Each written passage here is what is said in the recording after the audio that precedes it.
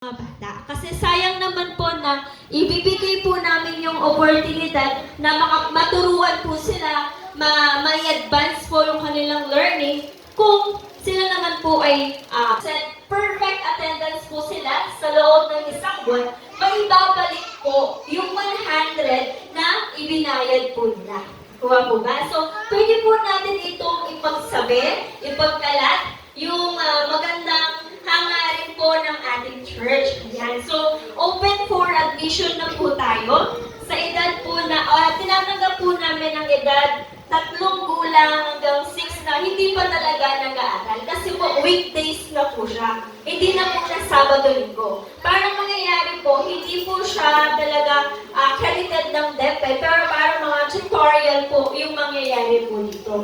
So, yung kaya nilalize po namin, yung talagang hindi pumapasok para hindi po naapektuhan yung kanilang academic po sa pang-araw-araw na pinapasukan po nila. Or kung meron naman po silang time, di ba minsan po half day po naman yung mga bata. Kung pasukin lahat ng gamit, mga gamit pang eskwela. So yung 100 pesos lang talaga na ibabayaran po nila para lang hindi po sila mag-absent. Pag gusto lang nilang pumasok, doon lang sila papasok.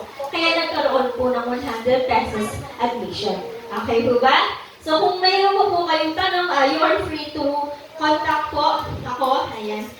Maaari po kayong magtanong. At lahat po nang gusto mag-register, okay, ang importante ay nagkakasiyahan tayo.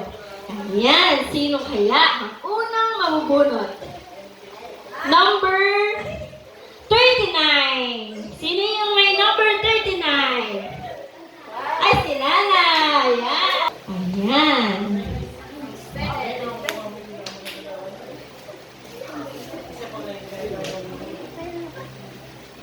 Ayan. Yung maganda. Ayan. Okay. Thank you po. Okay, next. Ayan, magagamit ito ng mga anak nyo. Don't worry, kung hindi kayo bata, magagamit yan ng mga anak nyo, mga apo. Ayan. So, number 46. 46. Ayan, si Kuya. Yay! Palapakan naman natin. Ayan. Dito po. Yan. Ay, sa estudyante. Ayan. Okay. Palapakan natin ulit. Dalawa pa. Yay!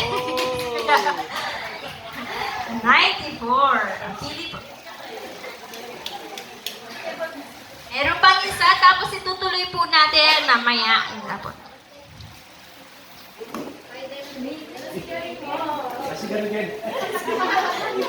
Ayan, palapakan po natin. Okay, last. Para sa first batch ng raffle natin, number 98. Alvin, hindi mo, 98. Ayun, si Sophie. Ito ka, Sophie. Yay! Sophie, pili ka. Pili ka dyan, sige. Isa lang, isa lang.